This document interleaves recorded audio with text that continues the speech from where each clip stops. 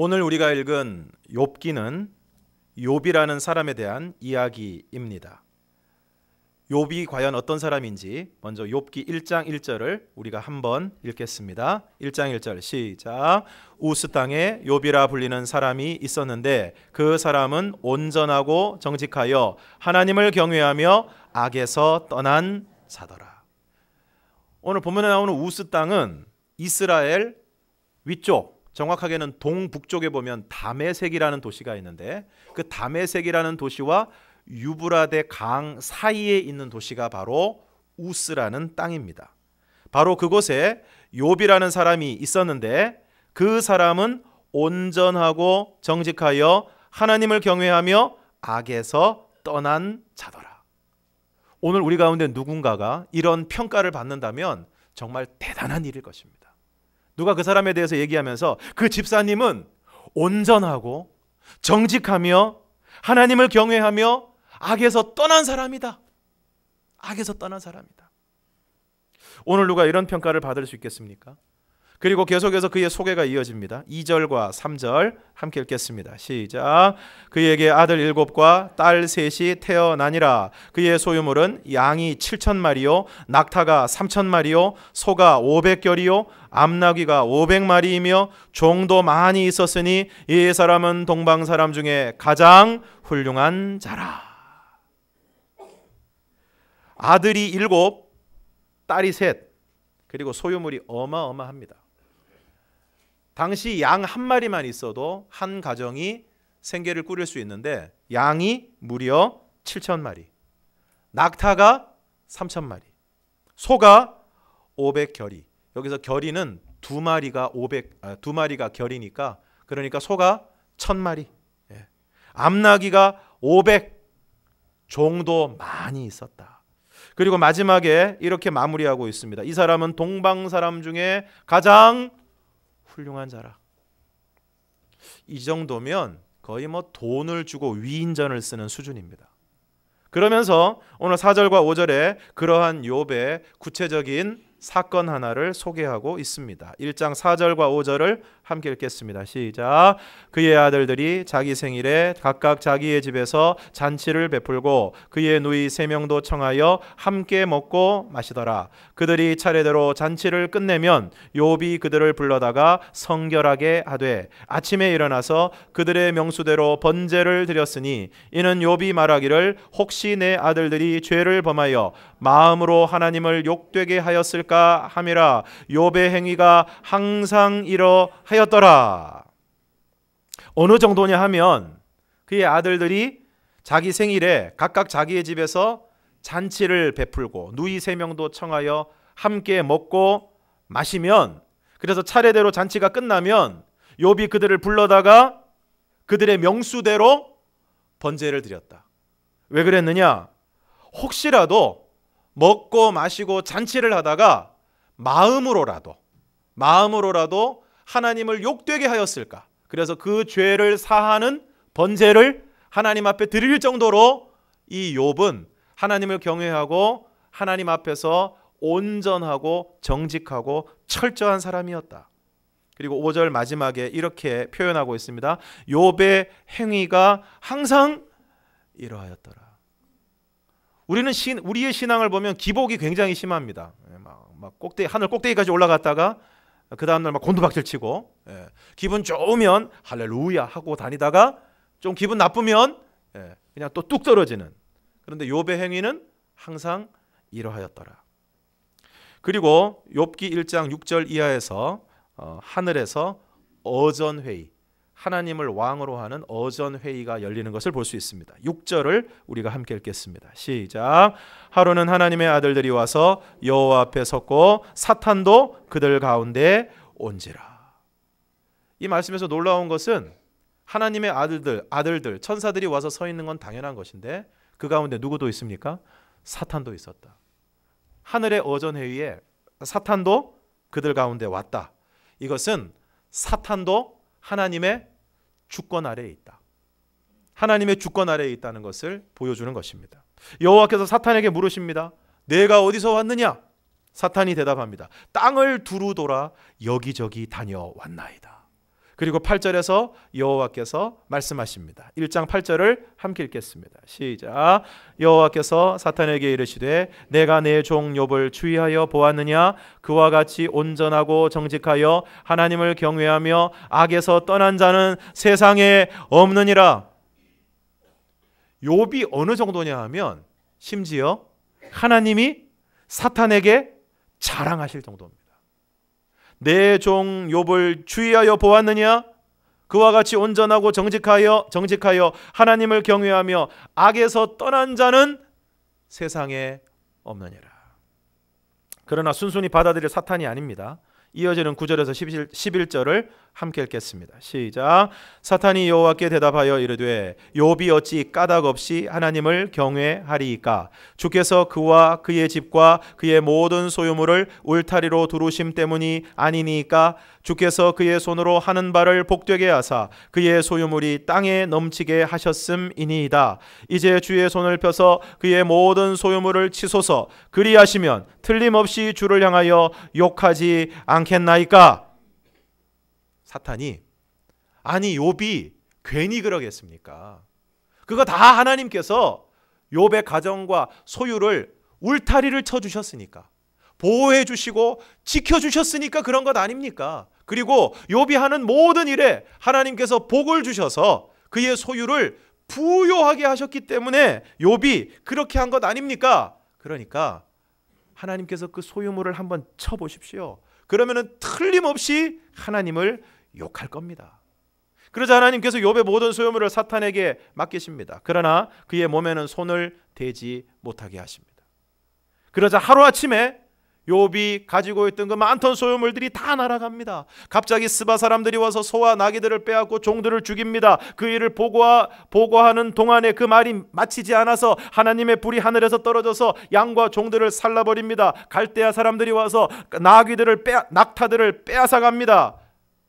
더 기가 막힌 것은 욥의 자녀들이 마다들의 집에서 잔치를 하다가 갑자기 큰 바람이 불어서 집이 무너지고 그 안에 있던 자녀들이 하루아침에 다 죽게 됩니다. 세상에 이럴 수가 있습니까?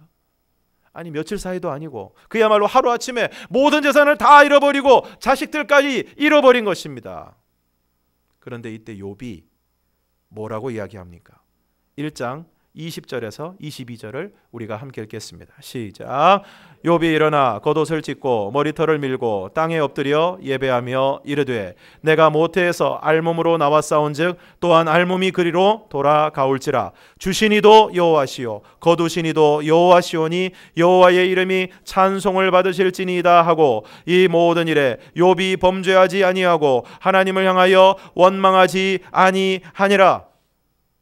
놀라운 고백이 나옵니다. 내가 모태에서 알몸으로 나와 싸운즉 또한 알몸으로 그리로 돌아가올지라. 주시니도 여호와시요 거두시니도 여호와시니 여호와의 이름이 찬송을 받으실지니이다. 이렇게 하나님을 원망하지 않았습니다. 오늘 우리는 조금만 어려운 일이 생기면 원망과 불평이 폭포수와 같이 터져 나옵니다. 조금만 기분 나쁘면 교회 안 오고 조금만 기분 나쁘면 전화도 안 받고, 그러나 욥은 원망하지 않습니다. 그런 욥을 또 하나님이 자랑하십니다. 2장 3절을 함께 읽겠습니다. 시작. 여호와께서 사탄에게 이르시되 내가 내 종 욥을 주의하여 보았느냐? 그와 같이 온전하고 정직하여 하나님을 경외하며 악에서 떠난 자가 세상에 없느니라. 내가 나를 충동하여 까닭 없이 그를 치게 하였어도 그가 여전히 자기의 온전함을 굳게 지켰느니라. 그럼에도 쉽게 승복할 사탄이 아닙니다. 2장 4절과 5절을 함께 읽겠습니다. 시작. 사탄이 여호와께 대답하여 이르되 가죽으로 가죽을 바꾸오니 사람이 그의 모든 소유물로 자기의 생명을 바꾸올지라. 이제 주의 손을 펴서 그의 뼈와 살을 치소서. 그리하시면 틀림없이 주를 향하여 욕하지 않겠나이까? 하나님이 말씀하십니다. 6절 시작. 여호와께서 사탄에게 이르시되 내가 그를 내 손에 맡기노라. 다만 그의 생명은 해하지 말지니라. 그리고 어떤 일이 일어납니까? 7절을 읽겠습니다. 시작. 사탄이 이에 여호와 앞에서 물러가서 욥을 쳐서 그의 발바닥에서 정수리까지 종기가 나게 한지라. 가죽으로 가죽을 바꾼다.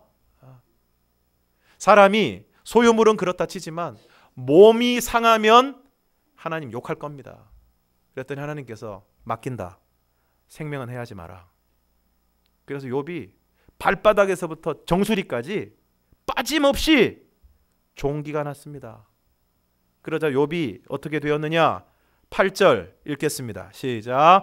욥이 제 가운데 앉아서 질그릇 조각을 가져다가 몸을 긁고 있더니, 동방에서 가장 훌륭한 자였던 욥이 하루아침에 모든 재산이 다 날아가고 자녀들 다 잃고 제 가운데 앉아서, 이걸 우리식으로 표현하면 이런 겁니다. 쓰레기 더미 위에 앉아서, 쓰레기 더미 위에 앉아서 질그릇 조각을 가져다가 몸을 긁고 있었다. 개역 한글판에서는 기와 조각이라 그랬는데, 얼마나 몸이 가려운지 손으로 긁어도 시원하지 않으니까 질그릇을 깨트려서 그 깨트려진 날카로운 부분, 그 부분으로 몸을 긁어야 될 정도로 아주 비참한 지경에 이르렀다는 것입니다. 더 이상 떨어질 자리가 없는 데까지 이르렀습니다. 재산을 잃고 자녀 잃고 건강까지 잃었습니다. 그러자 욥의 아내가 뭐라고 이야기를 하느냐? 당신이 그래도 자기의 온전함을 굳게 지키느냐? 하나님을 욕하고 죽으라. 놀라운 아내입니다. 예수를 믿음에도 불구하고 오늘 우리 가운데 불행한 일이 생기고 곤고한 삶을 살아갈 때 우리는 주변에서 강도는 다르지만 비슷한 소리를 듣습니다. 예수를 믿는다고 하면서 왜 그런 일이 생기느냐? 예수를 믿는다고 하면서 왜 그렇게 어렵게 사느냐? 욥이 대답합니다. 2장 10절을 함께 읽겠습니다. 시작.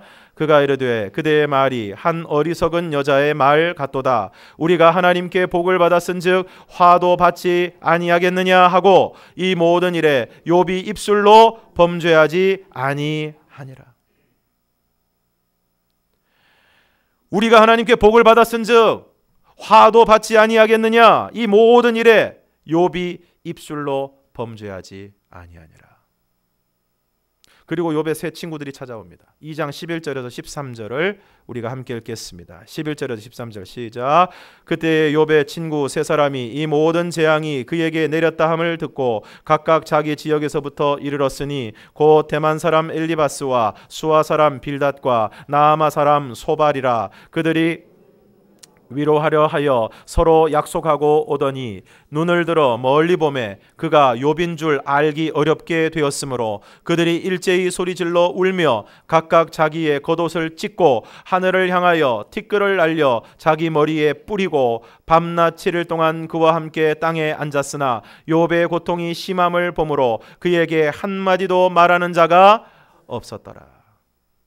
욥의 세 친구들이 욥을 위로하기 위해서 찾아왔는데 봤더니 세상에 얼마나 형편없이 되었는지 욥인 줄 알아보지 못할 정도가 되었습니다. 그러니까 그 사람을 보고 욥의 그런 모습을 보고 일제히 소리질러 울며 각각 자기의 겉옷을 찢고 하늘을 향하여 티끌을 날려 자기 머리에 뿌렸다. 이 두 가지는 모두 극도의 슬픔을 표현할 때 그 지역 사람들이 하는 행동입니다. 그리고 13절에 보면 밤낮 7일 동안 그와 함께 땅에 앉았으나 욥의 고통이 심함을 보므로 그에게 한마디도 말하는 자가 없더라 그랬습니다. 그리고 이어지는 3장부터는 욥과 친구들의 논쟁이 이어지고 있습니다. 3장에서 욥이 극심한 고통 가운데 이렇게 얘기합니다. 내가 아예 태어나지 않았으면 좋을 뻔했다. 그런 욥에게 대만 사람 엘리바스가 이렇게 이야기합니다. 4장 7절에서 9절을 함께 읽겠습니다. 시작. 생각하여 보라. 죄 없이 망한 자가 누구인가? 정직한 자의 끊어짐이 어디 있는가? 내가 보건대 악을 밭갈고 독을 뿌리는 자는 그대로 거두나니 다 하나님의 입기운에 멸망하고 그의 콧김에 사라지느니라. 무슨 말입니까? 죄 없이 망한 자가 누구인가? 이 말씀은 무슨 뜻일까요? 네가 뭔가 죄를 지었기 때문에 지금 너한테 이런 일이 일어나는 거다. 죄 없이 망한 자가 누구냐? 악을 밭갈고 독을 뿌리는 자는 그대로 거둔다. 네가 뭔가 잘못한 게 있으니까 지금 이런 역사가, 이런 결과가 일어난 것이 아니냐. 여기에 대한 욥의 대답은 무엇입니까? 6장 8절에서 10절을 우리가 함께 읽겠습니다. 6장 8절에서 10절 시작. 나의 간구를 누가 들어줄 것이며 나의 소원을 허락하시랴. 이는 곧 나를 멸하기를 기뻐하사 하나님이 그의 손을 들어 나를 끊어버리실 것이라. 그러할지라도 내가 오히려 위로를 받고 그칠 줄 모르는 고통 가운데서도 기뻐하는 것은 내가 거룩하신 이의 말씀을 거역하지 아니하였음이라. 하나님께서 나를 멸하시고 끊어버리신다고 해도 내가 오히려 위로를 받고 기뻐하는 것은 내가 거룩하신 이의 말씀을 거역하지 않았다. 무슨 얘기입니까? 너희가 말하는 것처럼 네가 뭔가 죄를 지었기 때문에 이런 어려움을 당하는 것이 아니냐, 이런 고난이 임한 것이 아니냐 쉽게 이야기하는데, 나는 이런 재앙과 고통을 당할 만큼 하나님 앞에 죄를 짓지 않았다. 범죄하지 않았다. 그리고 오늘 우리가 읽은 본문 23장 2절에도 이렇게 말씀하고 있습니다. 2절을 함께 읽겠습니다. 시작. 오늘도 내게 반항하는 마음과 근심이 있나니 내가 받는 재앙이 탄식보다 무거움이라. 왜 그렇습니까? 욥이 아무리 생각해 보아도 자신이 이러한 재앙을 받을 만큼 하나님께 잘못한 일이 없다는 것입니다. 또 10절에서 이렇게 호소하고 있습니다. 10절을 함께 읽겠습니다. 시작. 그러나 내가 가는 길을 그가 아시나니 그가 나를 단련하신 후에는 내가 순금같이 되어 나오리라. 이 말씀은 이런 말씀입니다. 내가 가는 길에 대해서 한 걸음 떼는 것도 하나님은 다 아신다. 하나님은 나를 다 알고 계신다. 그러니까 그가 나를 단련하신 후에는, 여기서 단련이라는 말은 순금인가 아닌가를 시험한다는 뜻입니다. 그가 나를 시험해 보시면 내가 순금이라는 것을 하나님께서는 아실 것이다. 그러면 오늘 왜 욥이 이런 고난을 당하게 되었습니까? 온전하고 정직하여 하나님을 경외하며 악에서 떠난 사람, 동방 사람 중에 가장 훌륭한 사람인 욥이 왜 이런 고난을 당하게 되었습니까? 고난의 이유가 무엇입니까? 오늘 3절에서 본문 3절에서 7절을 우리가 함께 읽겠습니다. 3절에서 7절 시작. 내가 어찌하면 하나님을 발견하고 그의 처소에 나아가랴. 어찌하면 그의 앞에서 내가 호소하며 변론할 말을 내 입에 채우고 내게 말씀하시는 말씀을 내가 알며 내게 이르시는 것을 내가 깨달으랴. 그가 큰 권능을 가지시고 나와 더불어 다투시겠느냐? 아니로다. 도리어 내 말을 들으시리라. 거기서는 정직한 자가 그와 변론할 수 있은즉 내가 심판자에게서 영원히 벗어나리라. 갑작스럽고 극심한 고난 가운데서, 그리고 무엇보다 이유를 알 수 없는 고난 가운데서 욥이 무엇이라고 말하고 있습니까? 3절. 내가 어찌하면 하나님을 발견하고 그의 초소에 나아가랴. 욥이 고난 가운데서 한 것은 무엇입니까? 하나님을 찾은 것입니다. 이해할 수 없는 고난 가운데서, 극심한 고난 가운데서, 갑작스러운 고난 가운데서, 납득할 수 없는 고난 가운데서 욥이 한 일은 무엇입니까? 하나님을 찾고 하나님께 그것을 물은 것입니다. 내가 어찌하면 하나님을 발견하고 그의 처소에 나아가랴. 왜 하나님을 찾았습니까? 지금 자신에게 일어난 일들이 자신이 지금까지 가지고 있던 상식과 논리, 신앙의 틀, 경험 등으로는 도저히 설명이 되지 않기 때문입니다. 이처럼 고난을 통해서 우리는 하나님을 찾게 됩니다. 평소에 우리가 하나님에 대한 관심을 가지지 않습니다.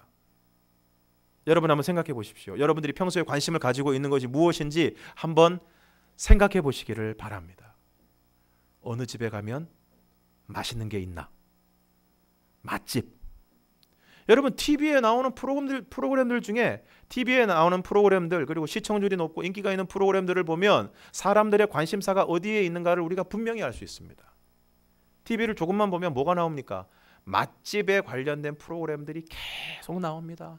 떡볶이는 어디가 맛있고, 갈비는 어디가 맛있고, 해물찜은 어디가 맛있고, 전부 맛집에 대한 내용입니다. 그러면 그 집 찾아가서 또 맛있게 먹습니다. 과식합니다. 그럼 그 다음에 뭐가 필요할까요? 살이 찌니까 다이어트 해야 되겠죠. 그럼 전부 뭐가 나옵니까? 어떻게 하면 살이 빠지나? 맛집, 다이어트, 여행, 재테크, 어떻게 하면 돈을 벌 수 있나? 어떻게 하면 예뻐 보일 수 있나? 여기에는 우리가 너무 관심이 많지만 평소에 우리는 하나님에 대해서 관심을 가지지 않습니다. 그래서 하나님이 우리에게 아무리 말씀을 하셔도 우리가 알아듣지를 못합니다. 평소에 하나님이 우리를 아무리 선한 길로 인도하시려고 해도 문제는 우리가 관심도 가지지 않고 얘기해도 듣지를 않는다는 것입니다. 그런데 고난을 만날 때 우리는 비로소 발걸음을 멈추게 됩니다. 브레이크가 고장난 차처럼 오로지 세상을 향해서, 쾌락을 향해서, 즐거움을 향해서, 세상적인 것들을 향해서 내달리던 우리가 고난을 만날 때 비로소 멈추어 서게 된다는 것입니다. 여러 개의 사업체를 운영하면서 승승장구하던 한 사업가가 있었습니다. 이미 하고 있던 사업들이 너무 잘 돼서 계속해서 사업을 확장하려고 계획하고 있었습니다. 아내는 신실한 그리스도인이어서 늘 남편에게 부탁했습니다. 주일에는 예배의 자리로 나아갈 것을 간곡하게 부탁했습니다. 그런데 사업이 너무 잘 되고 돈을 많이 버니까 교회에 나갈 시간도, 교회에 나갈 이유도 없었습니다. 돈을 버느라, 그리고 그 번 돈을 쓰느라 이 두 가지 하기에도 시간이 부족했습니다. 그러던 어느 날 새로 시작한 사업체가 전혀 생각지 못했던 사소한 일 때문에 문제가 되었습니다. 그런데 그 문제를 수습하느라 다른 사업체에서 자금을 끌어다 쓰는 바람에 그 사업체도 어려움을 당하게 되었습니다. 이런 일들이 몇 번 일어나고 나니까 도미노가 무너지듯이 한 도미노가 무너지면 앞에 있는 도미노가 다 무너지는 것처럼 경영하고 있던 사업체가 순식간에 다 무너지기 시작했습니다. 그리고 당장의 생활을 위해서 200만 원을 빌리려고 평소에 자기하고 어울리던 술친구, 골프친구, 사업체, 거래처 사람들에게 전화를 했습니다. 그런데 사업이 어려워졌다는 소식, 그 소문이 얼마나 빨리 돌았는지, 그 소문이 돌고 난 다음에 그분의 전화를 받는 사람이 한 사람도 없었습니다. 그제야 이분은 세상을 향해 내달리던 그분의 발걸음을 멈추게 되었습니다. 그리고 아내를 통해서 그동안 계속해서 말씀하셨던 주님의 음성에 그제야 귀를 기울이게 되었습니다. 이처럼 고난은 우리의 발걸음을 멈추게 하고 하나님을 찾게 하고 하나님의 음성에 귀를 기울이게 하는 것입니다. 누가복음 15장에 나오는 집 나간 둘째 아들이 허랑방탕하여 그 재산을 다 낭비하고 다 없애지 않았다면, 그리고 돼지 치는 곳에서 그나마 돼지가 먹는 쥐염 열매로라도 배를 채웠더라면 그는 아버지의 집으로 돌아오기가 쉽지 않았을 것입니다. 그러므로 고난은 우리로 하여금 하나님을 찾게 하고 하나님의 음성에 귀 기울이게 하는 것입니다. 그러면 고난 가운데 만나는 하나님은 어떤 하나님이십니까? 욥기 38장 1절에서 4절을 우리가 함께 읽겠습니다. 시작.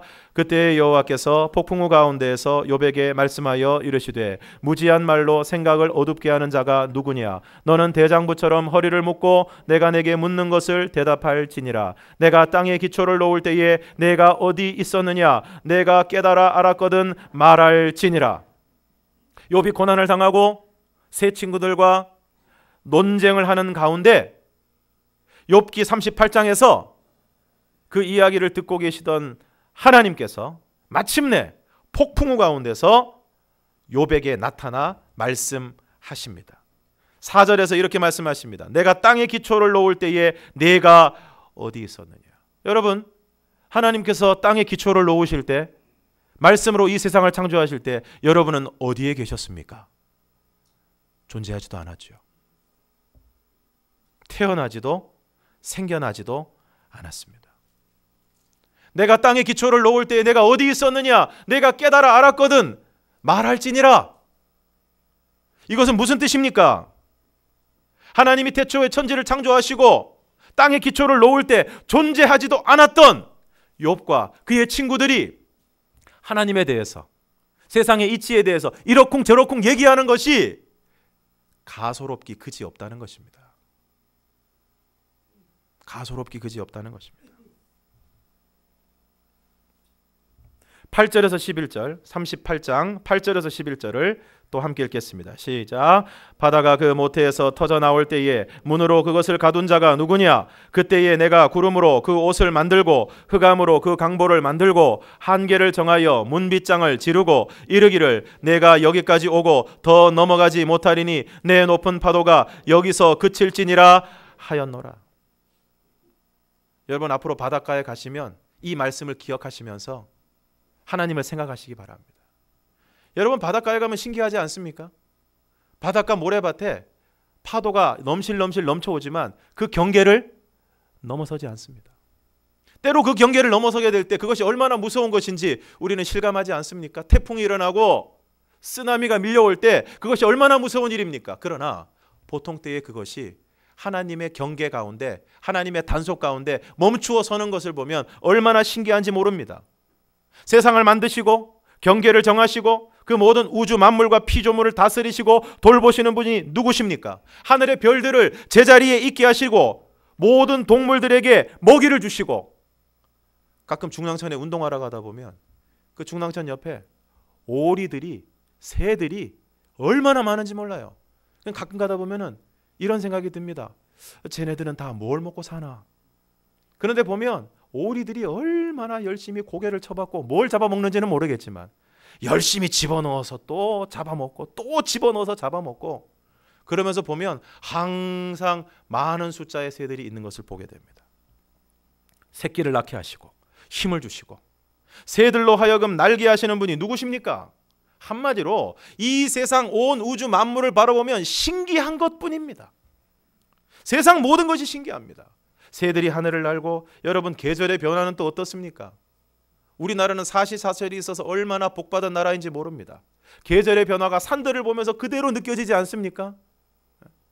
언제 헐벗었는지 모르게 또 새순이 돋고 또 시퍼렇게 되고 좀 있으면 꽃이 피고 푸르게 되고 또 단풍이 들고, 이런 것을 보면 얼마나 신기한지 모릅니다. 이 혹독한 겨울이 언제 지나가나,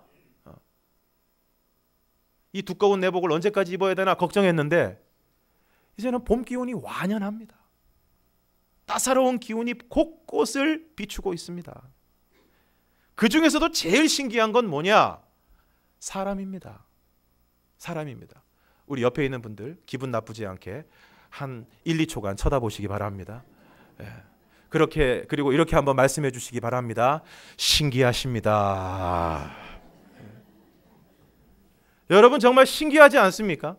시편 기자는 여기에 대해서 이렇게 표현했습니다. 하나님의 솜씨, 나를 지으심이 신묘막측하심이라. 여러분 머리에서 발끝까지 인간이 얼마나 신기합니까? 저는 설교할 때마다 여러분들 이렇게 바라보면서 이런 생각을 합니다. 참 다양하고 신묘막측하다. 그리고 제가 이렇게 설교하고 있는 동안에 여러분들 이렇게 바라보면 이런 생각이 듭니다. 도대체 지금 설교를 들으면서 무슨 생각을 하실까? 무슨 생각을 하실까? 끝날 때가 지났는데 배가 고픈데 무슨 생각을 하실까? 저는 집에서도 가끔 저희 집사람과 애들한테 물어봅니다. 이제는 물어보지 말라고 짜증을 내는데 저희 집사람하고 애들한테 물어봅니다. 밥 먹다가 혹은 이렇게 앉아있다가 지금 무슨 생각해? 너무 신기한 거예요. 사람이 생각한다는 게 너무 신기합니다. 사람이 느낀다는 게 너무 신기해요. 저희 막내가 요즘은 이 자아가 굉장히 강해져가지고 뭐라고 얘기하면 자기 무시하지 말라고 얘기합니다. 자기한테 함부로 얘기하지 말라고 얘기합니다. 너무 신기한 거예요. 애기 엄마들이 애기 키울 때 어떻습니까?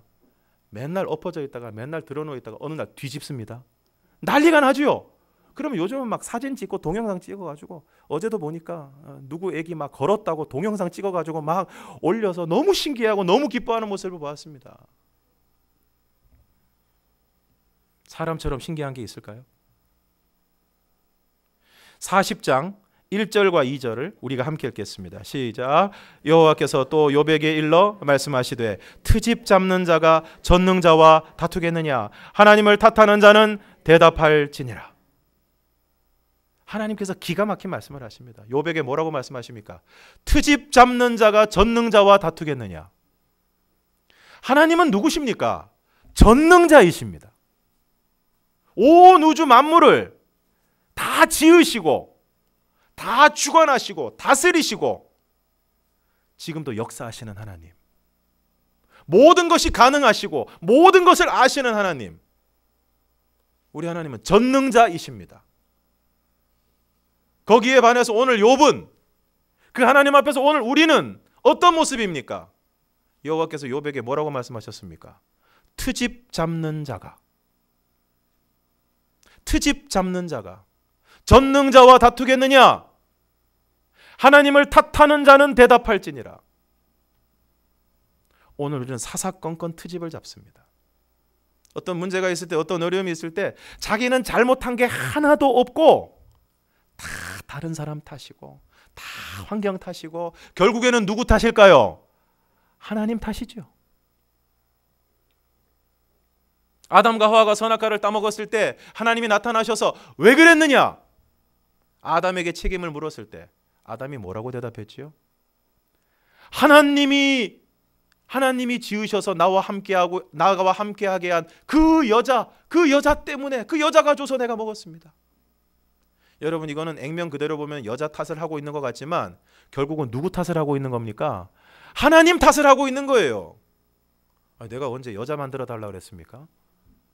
괜히 여자를 만들어가지고, 괜히 나한테 또 선악과를 내밀어가지고. 저는 덥석 먹은 죄밖에 없습니다. 오늘 우리는 핑계가 너무 많습니다. 원망이 너무 많습니다. 심지어 하나님께서 뭐라고 말씀하십니까? 트집 잡는 자, 하나님을 탓하는 자는 대답할지니라. 또 8절을 함께 읽겠습니다. 8절 시작. 내가 내 공의를 부인하려느냐? 내 의를 세우려고 나를 악하다 하겠느냐? 그러므로 하나님은 어떤 분이십니까? 모든 것을 지으시고 모든 것을 주관하시고 모든 것을 다스리시고 모든 것이 가능하시고 모든 것을 아시는 전능자이십니다. 그런 하나님과 우리가 싸울 수 있겠습니까? 그런 하나님 앞에 우리가 트집을 잡을 수 있겠습니까? 하나님을 탓할 수 있겠습니까? 또 하나님께서 뭐라고 말씀하십니까? 내가 내 공의를 부인하려느냐? 내 의를 세우려고 나를 악하다 하겠느냐? 내가 틀리지 않았다, 나의 정당성을 이야기하기 위해서 하나님 틀렸습니다, 이야기할 수 있는 사람이 있겠습니까? 우리가 분명히 기억해야 될 것은 하나님은 전능자이시고 절대 공의로우신 하나님이십니다. 그러므로 결코 나의 정당성을 옹호하기 위해서 하나님이 악하다, 하나님 잘못했다 얘기할 수 없다는 것입니다. 그러므로 오늘 우리가 어떻게 해야 됩니까? 40장 3절에서 5절을 우리가 함께 읽겠습니다. 시작. 욥이 여호와께 대답하여 이르되 보소서, 나는 비쳐나오니 무엇이라 주께 대답하리이까? 손으로 내 입을 가릴 뿐이로소이다. 내가 한 번 말하였사온즉 다시는 더 대답하지 아니하겠나이다. 여러분, 오늘 우리가 하나님 앞에서 해야 될 일은 무엇입니까? 손으로 우리의 입을 가려야 돼요. 무슨 말입니까? 하나님 앞에서 더 이상 말하지 말아야 된다는 것입니다. 그러므로 오늘 우리는 고난의 때에 함부로 말하지 말아야 됩니다. 하나님 앞에서, 또한 사람 앞에서 함부로 원망하거나 불평하지도 말고 다른 사람의 고난에 대해서도 함부로 말하지 말아야 됩니다. 욥을 위로한다고 찾아왔던 욥의 친구들의 말들이 결국은 욥을 찌르는 말들이 되었습니다. 누군가 고통을 당하고 있는데 거기에 대놓고 뭔가 잘못한 게 있으니까 이런 어려움을 당하는 거 아니냐, 빨리 회개하라. 그것이 여러분 위로가 되겠습니까? 그렇게 얘기하지 않아도 그 사람 자신의 잘못을 돌아보느라 정신 없습니다. 고난의 때에 우리가 해야 될 일은 함께 있어주고 함께 아파하는 것입니다. 그러므로 고난의 때에 우리가 할 일은 전능하시고 절대 공의로우신 하나님 앞에서 함부로 말하지 않고 잠잠히 견디며 기다리는 것입니다. 그러면 어떻게 될까요? 본문 5절, 오늘 우리가 읽은 본문이 아니고 42장 5절 말씀을 우리가 함께 읽겠습니다. 시작. 내가 주께 대하여 귀로 듣기만 하였사오나 이제는 눈으로 주를 배옵나이다. 사랑하는 성도 여러분, 고난의 때에 하나님은 그 어느 때보다 우리 가까이에 계십니다. 예수님의 생애 가운데 아버지 하나님을 가장 치열하게, 가장 실제적으로 만났던 순간이 언제일까요? 그것은 바로 십자가를 지시기 전날, 할 수 있거든 이 잔을 내게서 지나가게 해달라고 기도하시던, 땀이 핏방울처럼 변했던 바로 그 겟셋마네 동산, 그리고 가장 그리고 바로 가장 극심한 고난을 견뎌야 했던 십자가의 현장이 아니었겠습니까? 그러므로 오늘 저와 여러분이 인생의 고난 가운데서 하나님을 찾고 하나님을 바라보고 하나님께 가까이 나아감으로 그동안 귀로 듣기만 했던 하나님을 눈으로 배웁고 만나고 온 인격으로 경험하는 은혜가 있기를 주님의 이름으로 축원합니다. 고난의 때에 하나님은 멀리 계시거나 안 계신 것이 아니라 사실은 그 어느 때보다도 우리의 가까이 계시고 우리와 함께 하십니다.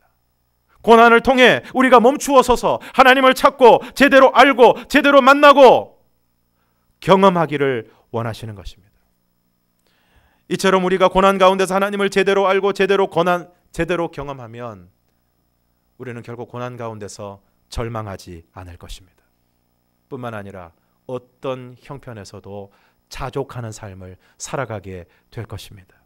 왜냐하면 오늘 우리에게 어떤 형편인가 보다 중요한 것은 누가 나와 함께 하시는가, 그것이기 때문입니다. 그러므로 오늘 저와 여러분이 어떠한 고난과 안타까운 삶의 현장 가운데서도 그 고난을 통해서 오히려 우리 가까이 계시고 우리와 함께 하시고 우리를 도와주시는 그 하나님을 더욱더 뜨겁게 생생하게 만나고 그 하나님을 경험함으로 말미암아 어떠한 형편에서도 자족하고 우리 주님과 동행함으로 믿음으로 고난의 때를 이기고 승리하는 저와 여러분이 되기를 주님의 이름으로 축원합니다. 함께 찬양하겠습니다.